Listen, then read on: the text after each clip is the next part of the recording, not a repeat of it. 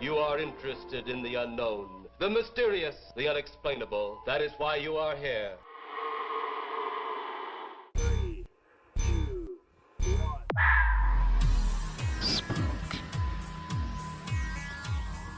We are gathered here as advisors, as scientists. The kind of place we expect a ghost to like to wander around. Hey, we all know that we're gonna die, baby. I'll help you. I'm something of a witch.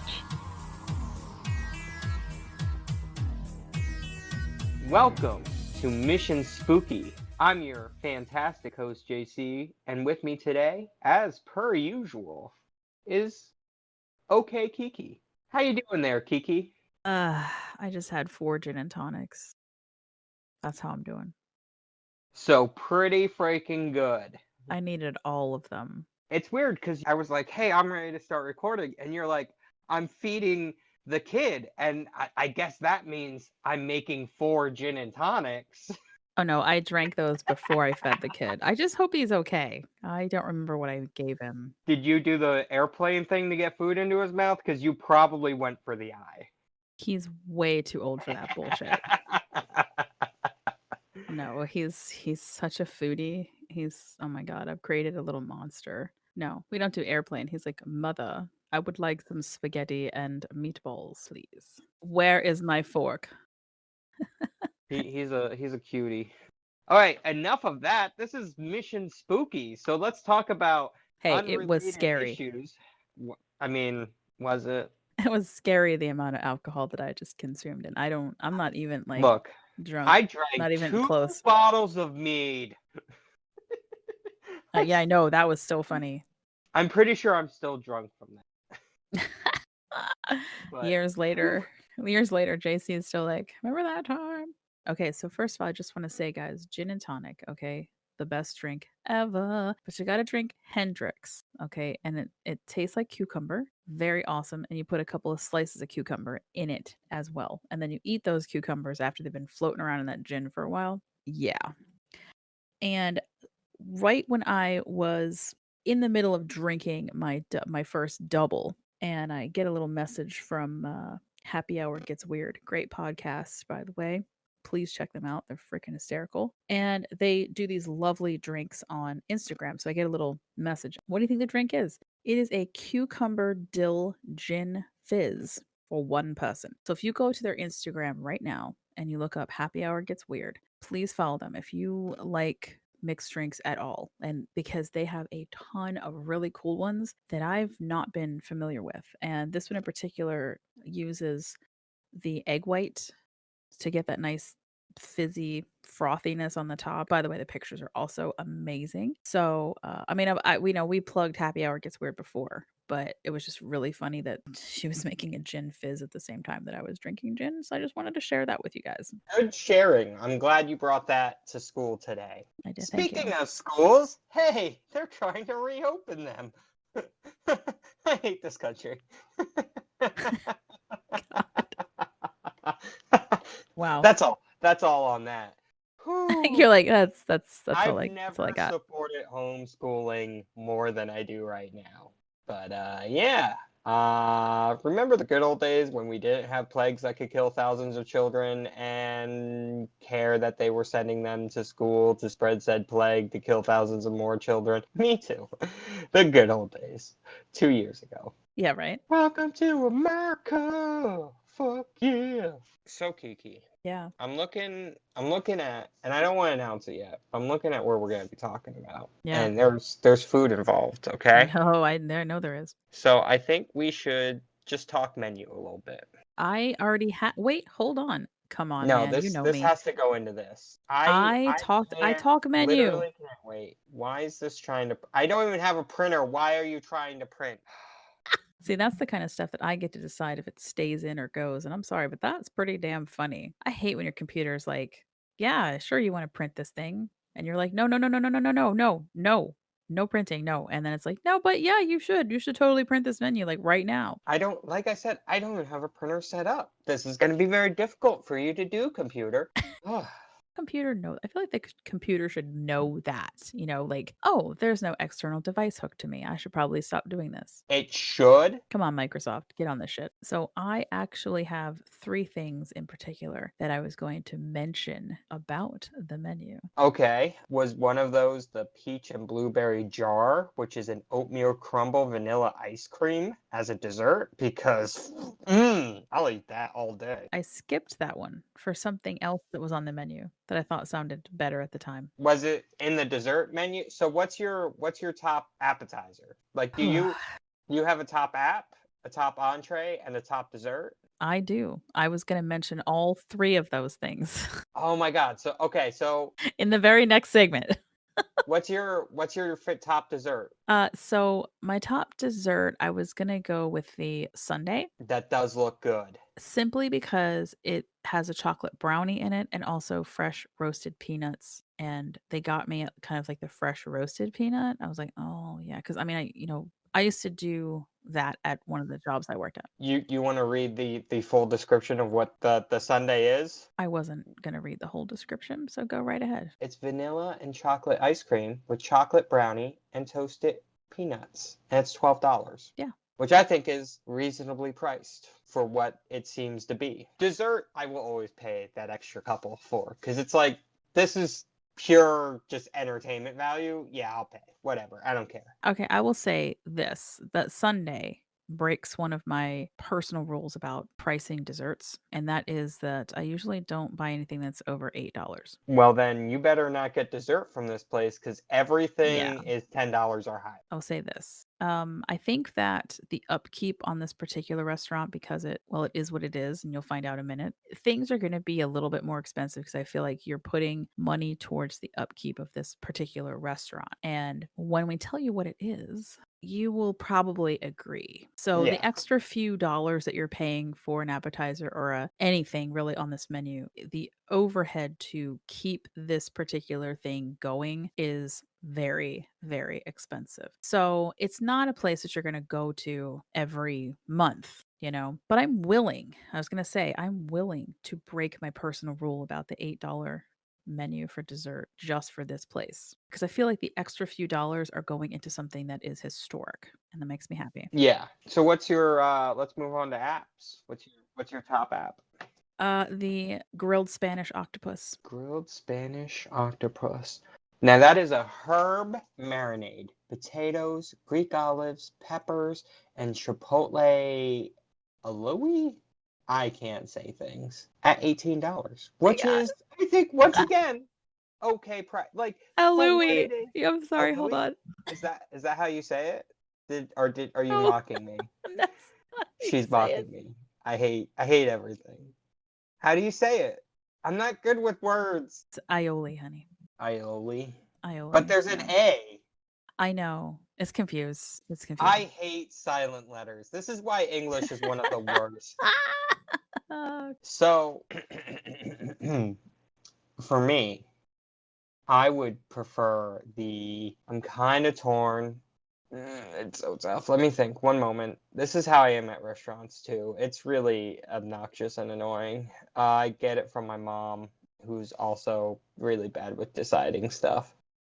If I was picking an app here, I would probably go with the crispy calamari. I'm going to go with that, which is hot pepper rings. I've been trying to eat more spicy. I'm very Dutchy, so it's like, oh, you put ranch on it? That's an exotic seasoning. Because usually Dutch are just like, cook it in butter, salt, pepper, there you go. Don't you know? But it's hot pepper rings, capers, green olives, spicy tomato, and something else. But if I say it, Kiki's just gonna make fun of me again. It's remoulade. Remoulade. Remoulade. It's French. Remoulade. I hate French. You know what? So remoulade is mayonnaise, herbs, usually a little bit of pickle juice, caper, all blitzed together. Sometimes I've seen people put a little bit of sriracha in there for the extra kick. Yeah, it's good stuff. Yeah, it's really good. I say crab cake, fish fillet, shrimp. That's mostly what I use it for, and then the fried dill pickles is really, really good. Ooh, I do like me some fried pickles. Okay, how about entree? We've just become a complete food route. This is great. I love it. So I would go with the blackened fresh catch of the day. I like that idea of just like what are you gonna give me? Mm-hmm. And the truffle fries on the side. Oh, okay. So the blackened catch of the day, just because I have the menu in front of me, it's whatever the catch of the day is with mushroom cheddar grits, sauteed spinach, and habanero barbecue sauce at Mm-hmm. $33. Yep. Which, I mean, pretty good. Pretty good. I like it. Me personally, and I'm gonna get made fun of because there are a few words here. Crispy skin Atlantic salmon. Mm, Farro, Pilith, peel off. Pilaf, pea puree, Yeah, you got it. dill, citrus, pickled red onions, and curry Aioli. aioli. Yeah, and I would have that probably with the mac and cheese because I'm a small child. And that runs you $32. I'm also interested, and just because I've never had swordfish before, but I'd be interested in the swordfish surf and turf, which Mm, is beef short ribs, potato scallion cake, seared asparagus, and pink peppercorn for $37. Yeah, that also looks delightful. swordfish is such a meaty fish. I love it. It's awesome. For anybody who's kind of like learning about foodie stuff, aioli is a sauce made with garlic, salt, and olive oil. And it comes from the combination of the words garlic and oil in Catalan or Valencian. So, Interesting. yeah, so it's a Mediterranean thing. Get rid of it. We don't need the word anymore. Let's get rid of it. You like whip the crap out of it and it gets this lovely texture. So, Yeah, I'm gonna whip the crap out of it. that's your base, and then you can add like whatever you want to it. So in their case, what was that one? Curry. Right. So they've added some curry flavor to it, and that's amazing. That's really good. I've had something similar to that. Nice, nice. And then you all know what I would have eaten for dessert, which means that when I redo this in a few minutes, I'm going to have to tell you about other things on the menu, and I have a backup for each one. So, yeah, I'm ready. Why can't this just be the segment? Because I wrote it. And once it's written, I don't go off point when I've written the episode. Well, you guys haven't figured that out by now? This is like episode 32. I've definitely gotten you off point like 7 times. I'm sure of it. And then I had to come back around, which is why everything's written down. So we never lose sight of the ending and where we're going. I am the map. At this restaurant, having a good navigational skill would be beneficial, just in case. Yes, it would. So we're gonna break for sponsor here now that we've talked about all kinds of food, and I haven't eaten dinner yet. Ah, neither have I. So I'm freaking starving. Okay. And our promo this week is from Scry podcast. Scry serves as your audio medium into the realms of darkness and shadow, featuring stories submitted by users and collected elsewhere. And absolutely love this podcast. It's great if you just want to tune in and hear a couple of scary stories once in a while. Definitely suggest going and liking their Facebook page. And I know they're on Twitter because I follow them on there. And, then like and subscribe elsewhere, wherever you listen to your podcast. When we get back, we'll be setting sail on the Moshulu. Welcome to Scry, a podcast that journeys beyond the veil that separates our realm from that of the shadows. With this horrific grin on her face, and then started twisting her head. Scry features true tales of ghosts, demons, and dark entities as shared by those who experience them.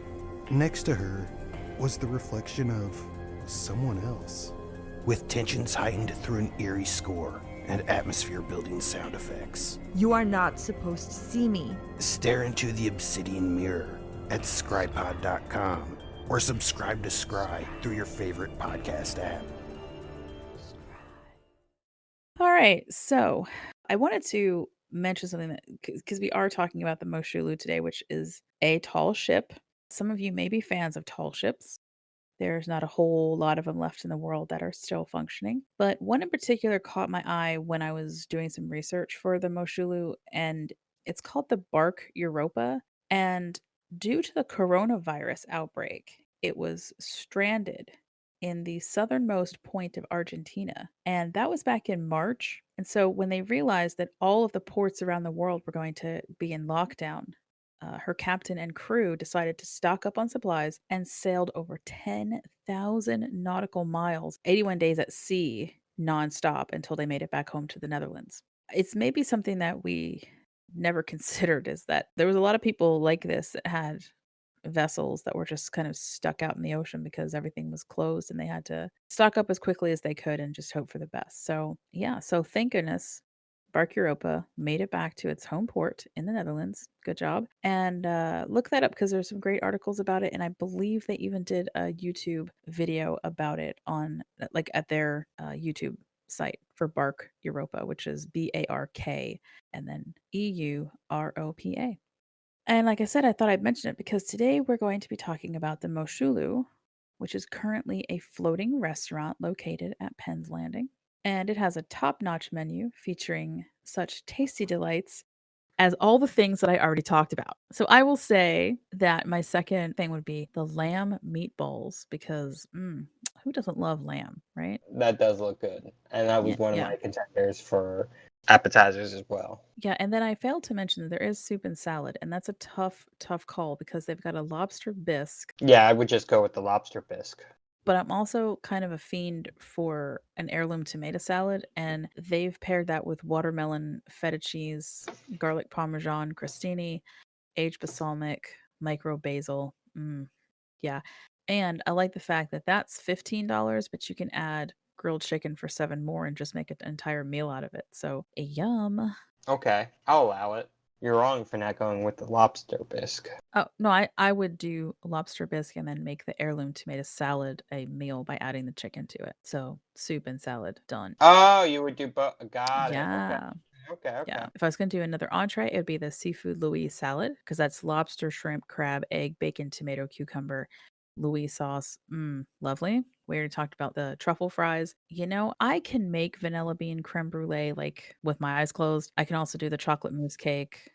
I'm been doing it for so many years. It's like whatever. Look, I've been doing so many things for so many years. Doing it with your eyes closed is still. Are you going start to finish eyes closed, or what? Are all the ingredients near you? Do you have to gather them from your living quarters? What are the parameters? I still doubt it. I swear that once the YouTube channel really takes off, I'm gonna fucking blindfold myself and make vanilla bean creme brulee with my eyes closed. Yeah. Well, that's blindfolded, not closed. Well, whatever, you know what I'm saying? Like with like no sight. No, nothing. It's gonna be funny. Okay. I doubt it. I might burn the shit out of myself, but I'll still be able to tell the texture on the back of a spoon to know when it's done and ready to go in those ramekins. Hell yeah. So I would probably choose the I seasonal. see you tripping over something. My kid or the dog, probably. Yeah. See, these are things I don't feel like you added into the equation. Okay, seasonal sorbet. That's where I'm going because I kind of don't like making sorbet. It's kind of a pain in the ass. I mean, that's fair. I do like going to restaurants for things that I don't like want to make because it's too much work, which is why I go to restaurants for everything because I'm lazy. Anyway, so long before it had this wonderful menu that we've been talking about so much that now I'm really, really hungry. It has the distinction of being the oldest and largest square-rigged sailing vessel still afloat. And right now, she is the world's only restaurant venue on a tall ship. So that's pretty freaking cool. And we got that right here in Philly. Little bit of history about the Moshulu before we get into the haunted parts. And actually, and in most cases, the history sort of is why she's haunted. Like some bad things have happened to this poor ship. So she's built by William Hamilton and Company in the port of Glasgow, Scotland in 1904. Wait, Hamilton? Oh, crap. Like Hamilton? Like the guy, the founding father who there's a wonderful play of? No. No, not that Hamilton? No. Okay. I just want to, make sure that it's not that Hamilton. Because that Hamilton slaps like a motherfucker. Oh, love that musical. I now have no interest in ever watching it between you talking about it, My two sisters won't shut up about it. I'm done. Put a fork in me. I'm finished. I mean, just watch it. No. Join us. No, not Join doing it. us, No, Kiki. I'm doing it. Join us. No, the punk in me is like, no, not gonna do it because it's popular. I don't want to have anything to do with it. No, it's gonna be fringe. That's such a terrible life concept. I can't. It's just for certain things like this. I get you're joking, but I can never be that person that's like, something's popular. I refuse. I think that sometimes there's reasons why things are popular. It's just good fucking shit, you know? Hamilton's really good. It's one of the best musicals I've ever seen, and I'm not a huge musical junkie, but I've seen my fair share.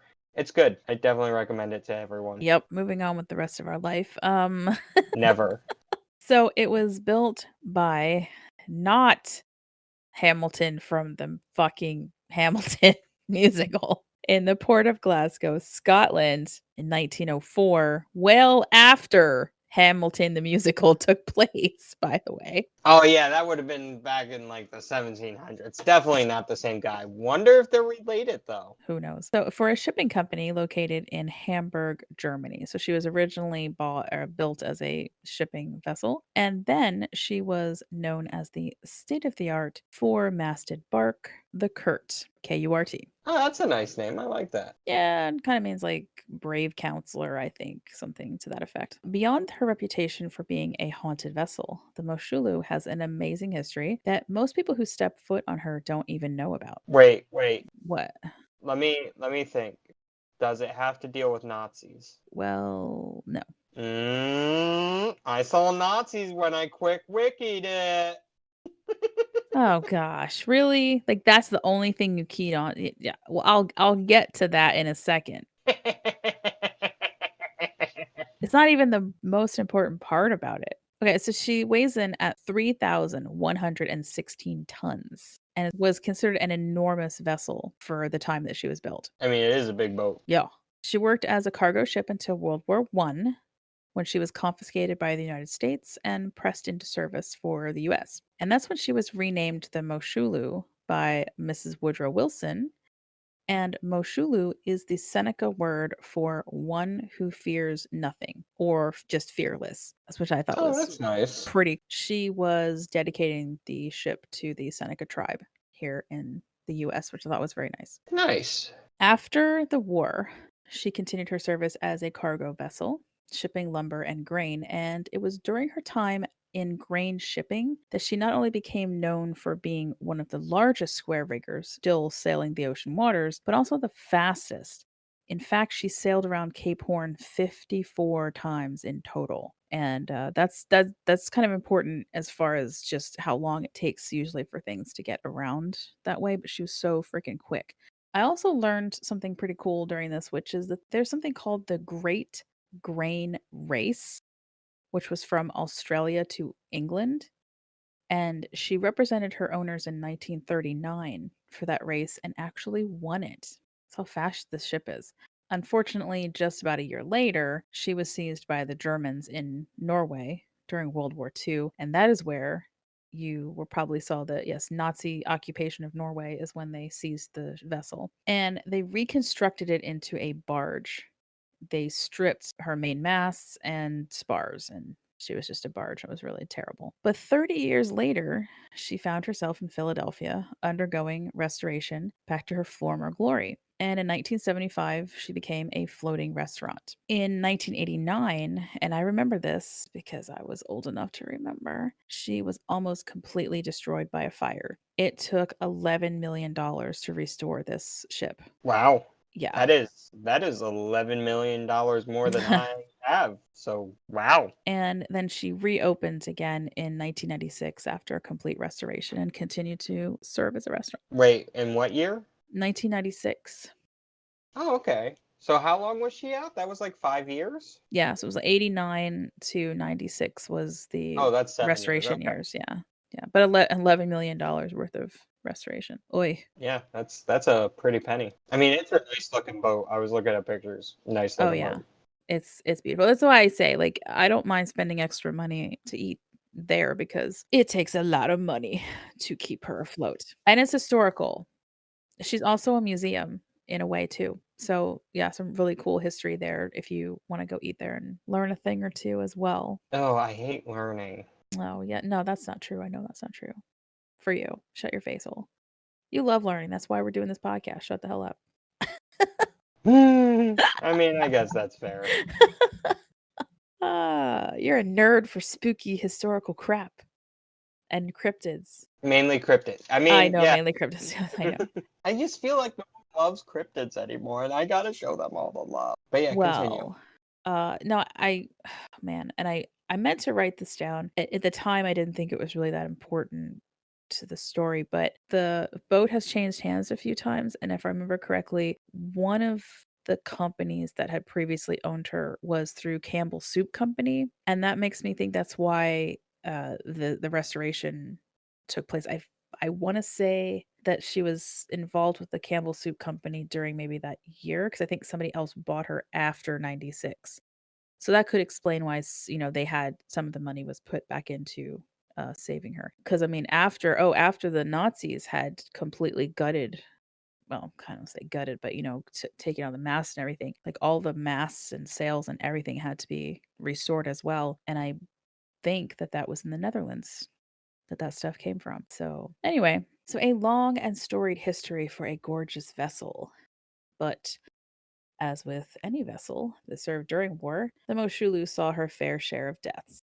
30 in total, 28 at sea, and 3 more in recent history. Ooh. Yeah. And some of those folks apparently don't want to leave. I mean, it is a nice restaurant. I wouldn't leave either. I love this boat. I don't want to leave her. I tried to find some information on exactly where these 28 folks came from. I think the 28 is over time. I couldn't, for whatever reason, they didn't want to lock down a number, but I know that she usually had a complement of like 35 to 33 crew members at any given time. So I don't think that everyone died at once. It was probably over the course of like her entire existence. She's had about 28 people perish on board. Most likely just even accidents as well. Yeah. The most famous ghost on the ship, though, is called the Lantern Ghost. There are 52 lanterns in total. These are usually on dining tables inside the restaurant. Each night at closing, everybody goes and extinguishes each of the lanterns at their tables that they were in charge of, right? Mm-hmm. And especially because of this devastating fire that happened, they really double check everything. Just let's not do that again. I'd like to think that there's like one of those days since last fire. You're right. Yeah, they have a little sign up. 0 days. Could you imagine like the whole place is burning down and somebody just wipes away the 7,000 whatever and puts a 0? Please no. However, workers will return in the morning and find candles still burning. Workers have reported that they'll hear noises and then watch the lanterns actually relight themselves right in front of them. Ooh. Somebody definitely wants to burn the place down. wants to burn it down again, Well, then I was thinking, oh my gosh, what if like that's how the I fire burnt this boat down once. Son of a bitch. Because I'll I do it meant to again. like look that up and find out like what happened, what started the fire. I was like, after I read that a few times, I'm like, wait a minute, wait, what? Shit. Well, Kiki, I can say I didn't start the fire. Ugh. Get it? It's like Was it Billy Joel? Maybe, possibly. I don't want to throw names here, but maybe. So anyway, to answer that question though, it turns out that the fire was apparently started by a bare light bulb that ignited some paper products that were in the storage area. Well, that's not nearly as fun. But still, make damn sure. I always tell people if you don't have a cover over a light, those things get really freaking hot. It doesn't take very much to ignite something that's right by it. So there you go. Lesson learned, right? I mean, they did learn a lesson. That's the important part. They learned an $11 million lesson. You know what? I don't think I need to learn a lesson that expensive. No. There's also a whispering ghost. Another one of these ghost encounters where you can't really hear what they're saying. It's like this unintelligible murmur type thing that happens where you just want to listen a little bit closer and you think you can just start to make out a few words and then nope, nothing. And then this one I think is sort of the same haunting type thing. They'll say they hear hysterical laughter sometime, like someone is just laughing, laughing, laughing. And there's also been a sighting of a woman on board. Now, that one's probably I don't know. I feel like I mentioned it last because I'm not really sure if that's an actual thing or people are just sort of making some stuff up to add a little bit of flair to it. To be fair, though, they do see at least one woman on board every time a woman goes on board. So, are they really lying? I will say this, that apparently a psychic had come on board and claimed that the most dominant ghost on the vessel was the spirit of a woman. So that then there becomes these two ideas of where this might have come from. Some people speculate that she's the wife of one of the sea captains, and then my favorite is that she's a female sailor who pretended to be a man so she could go pursue adventure. Oh, okay. That sounds great, but since I have absolutely no evidence of either one of those things happening, Well, then you just choose whatever one you want. it's like choose your own adventure on that one, guys. Most of us, I think the woman searching for adventure is a lot of fun. I mean, it's the one I said, "Oh, whoa!" at. Right. See, that's what everybody says. They're like, "Oh, that's really cool. I love that idea." So, you know what? Let's just stick with it. That's perfectly fine. Unfortunately, we do know exactly where the last 3 deaths came from on the Moshulu, and I also remember this very, very well. It was really, really sad, and we're marking just about the 20th anniversary of this happening, which was the collapse of Pier 34. I don't know. It was in 2000, so I don't know how old you were, JC. I would have been 10. Okay. So this was not exactly in the restaurant at all. By the way, Moshulu has actually moved from Pier 34. There was a bar that was attached to the pier, and that bar was then sort of attached to the ballroom dancing area of the Moshulu restaurant. The bar was called Heat, and I don't know exactly what happened, but it was obviously poor manufacture of the bar and this particular area of the bar on the pier itself, because it was constructed by the bar Heat, and it completely collapsed. There were thousands of people that were just dumped right into the water. Oh, wow. And then the tarp over top of it. It was like they built decking out into the river and then just put like a temporary tent over top of it almost, and then had this bar there. And it was no way that it could hold that many people. And unfortunately, 3 people died. That is very sad. And so some people will say, well, we know that they didn't actually occur on the boat itself, but it was right there. It's so close to this tragedy happening. It's the outdoor ballroom part of the pier was technically owned by the restaurant. So you don't know, and I know that there were at least, actually, I think all 3 people were women who died. So it is interesting to think about that and then have someone come in there and say, "Oh, this woman does sort of like hang out at the ship." It makes you wonder if that her last night was enjoying a nice meal at the ship, going to this little bar outside afterwards, and then unfortunately getting killed with 2 other people. So, I don't know, might be a residual type thing. She doesn't want to leave because she was having a good time. Yeah, I could see it. I mean, I don't like it, but I could see it. I mean, I should say I don't like it because, somebody had to die, and that's very unfortunate. It could actually be 2 different things. Like the woman could be an older story, but maybe the hysterical laughter that sounds sometimes like a woman could be this other person. Oh, for sure. Yeah, you could have multiple female haunters, Duh. We like to haunt everything. Everything, everyone. That's our motto. That is the Moshulu, and now I just wanna go eat there. Oh, so badly. I mean, to be fair, I think we're both just really hungry. Alrighty, so our musical guest today is Lavender Sunday, and they are from Pittsburgh, Pennsylvania, and an experimentation type project started by Braden Nichols. And they're sort of a neo psychedelica type sound to them.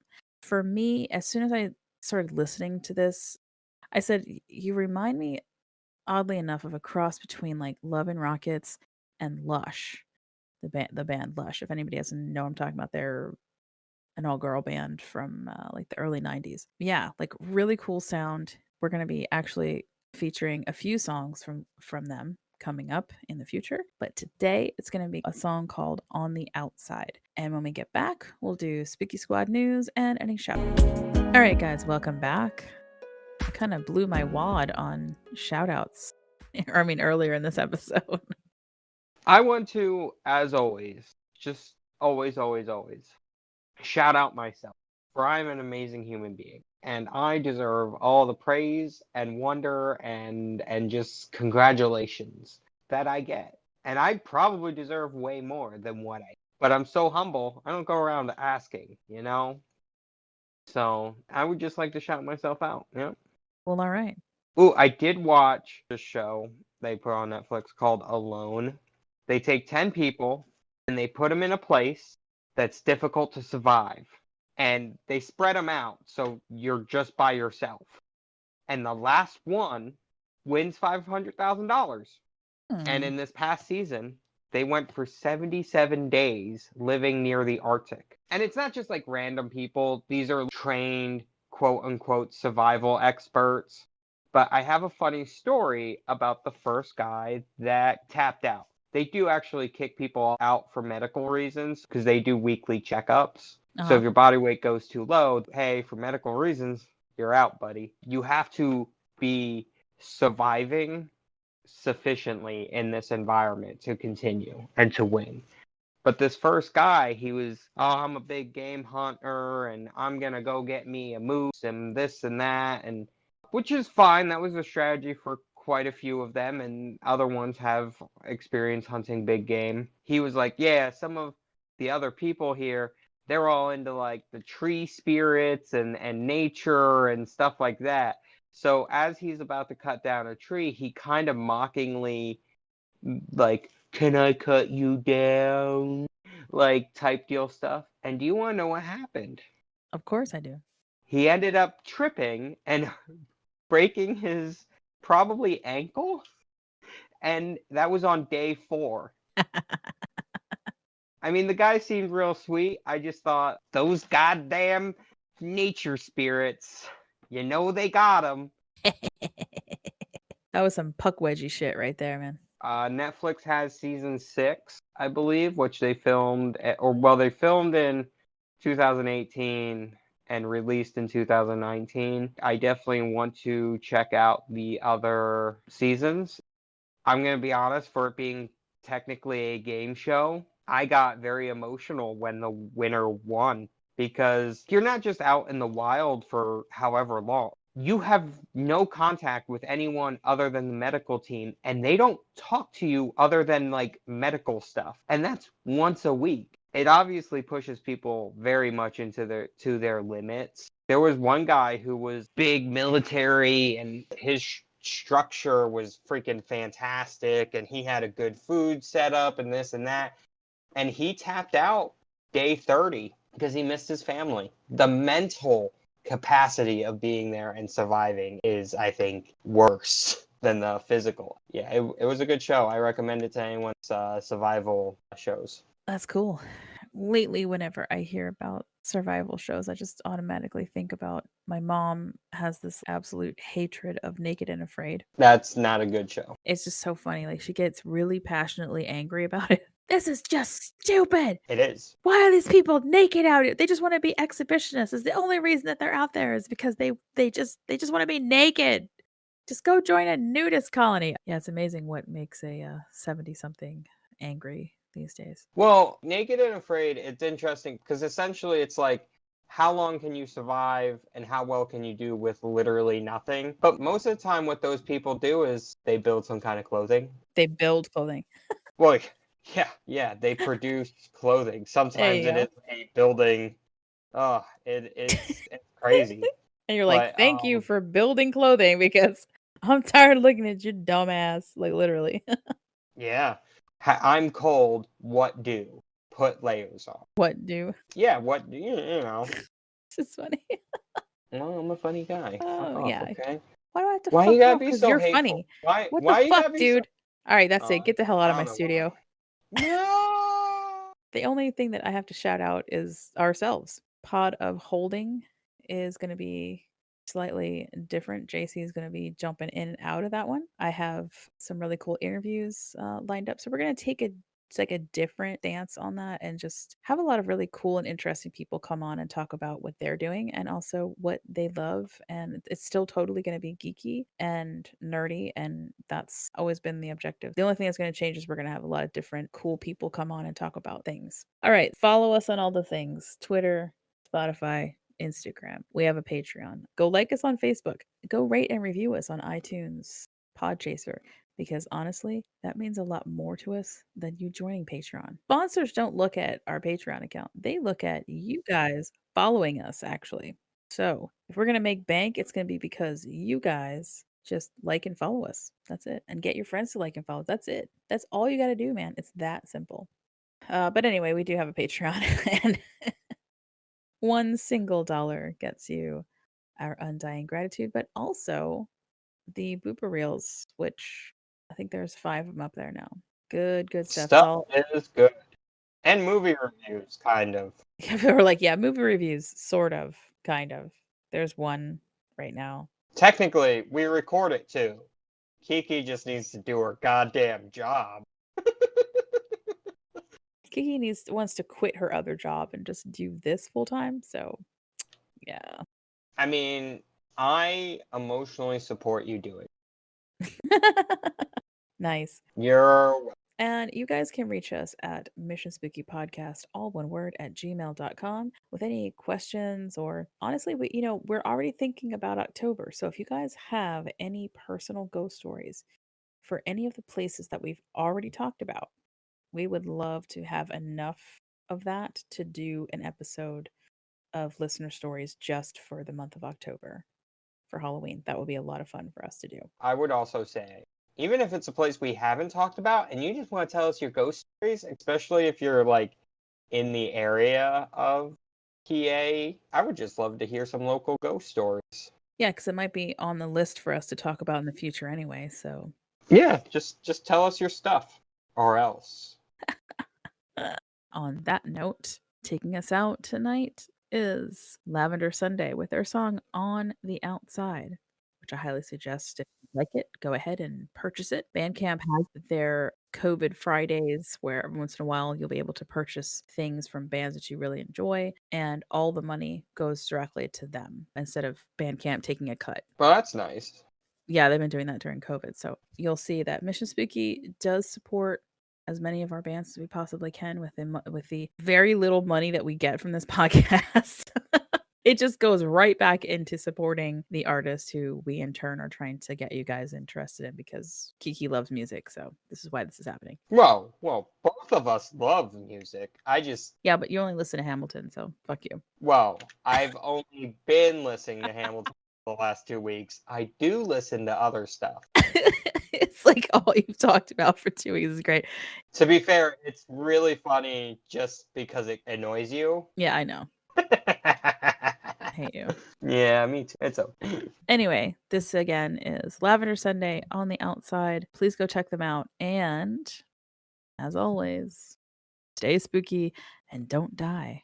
But if you do, contact us. If you could, please reach out, contact us with your nautical flag. We would appreciate it.